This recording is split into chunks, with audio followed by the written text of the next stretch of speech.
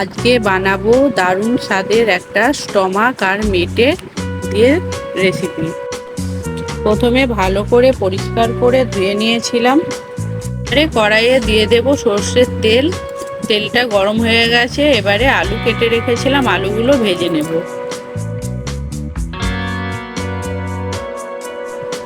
এবারে আলুগুলো লাল করে ভাজা হয়ে গেছে, তুলে নেব।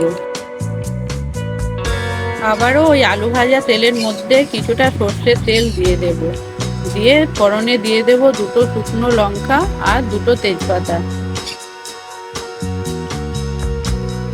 এবারে কেটে রাখা পেঁয়াজগুলো দিয়ে দেব, দিয়ে লাল লাল করে পেঁয়াজটা ভেজে নেব। এবারে পেঁয়াজটা ভাজা হয়ে গেছে, বেটে রাখা মশলাগুলো দিয়ে দেব। বেটে রেখেছিলাম আদা, রসুন, কাঁচা লঙ্কা। এবারে মশলাটা দিয়ে ভালো করে কষিয়ে নেব।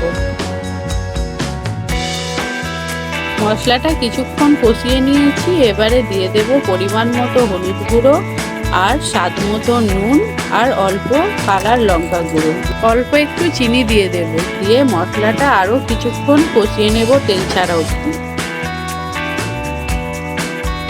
মশলাটা দেখুন তেল ছেড়ে এসেছে, ভালো করে কষানো হয়ে গেছে। এবারে ধুয়ে রাখা মেটে আর স্টমাকটা দিয়ে দেব, দিয়ে চাপা দিয়ে কিছুক্ষণ কষিয়ে নেব।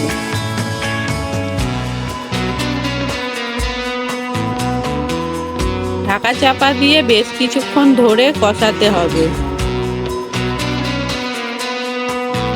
এবারে দেখুন ভালো করে কষানো হয়ে গেছে, তেল ছেড়ে এসেছে। এবারে ভেজে রাখা আলুটা দিয়ে দেব, দিয়ে আরো কিছুক্ষণ কষে নেব। এবারে জল দিয়ে দেব, জলটা গরম করে রেখেছিলাম, ওই গরম করা জলটা দিয়ে দেব। দিয়ে কিছুক্ষণের জন্য চাপা দিয়ে রাখবো।